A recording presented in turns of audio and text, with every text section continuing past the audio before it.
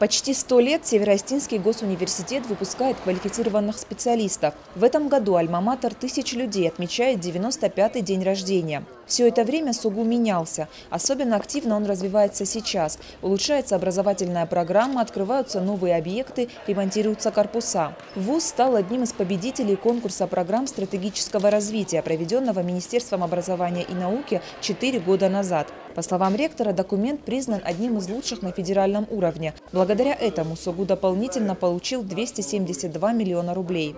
Это финансирование мы потратили на создание условий для обучения студентов, на создание научных лабораторий, приобретение научного оборудования. Конечно же, мы вкладывали и собственные заработанные университетом деньги.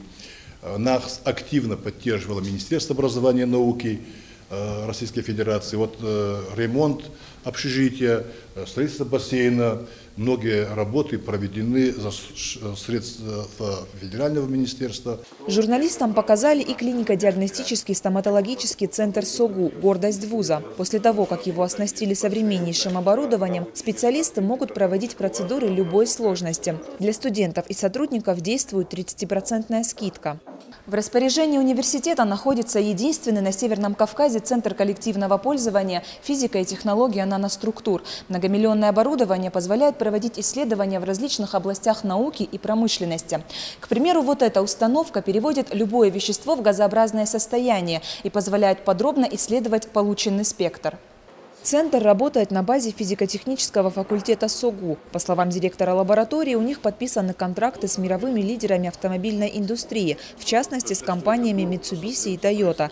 Также они сотрудничают со многими ведущими вузами мира. В первую очередь, университеты, Токийский университет, Свободный университет в Берлине, Калифорнийский университет в Версале, университет в Лиссабоне, технический Дрезденский университет, тоже налаживаем отношения. На базе юридического факультета функционирует так называемая юридическая клиника. Ее работники оказывают бесплатные консультации всем желающим. Кроме квалифицированных специалистов, здесь работают и студенты.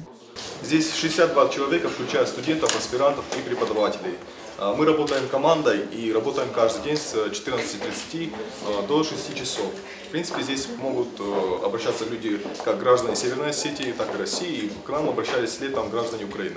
В сентябре прошлого года после ремонта в эксплуатацию сдали и общежитие вуза. Сейчас здесь есть необходимые условия для комфортного проживания. Оборудованы комната отдыха, медпункт и даже специальная мастерская для студентов-художников. Впереди еще ремонт 2 корпусов. Все работы по благоустройству планируют завершить к 2017 году. Анжела Засохова, Михаил Безуглов, Осетия ТВ.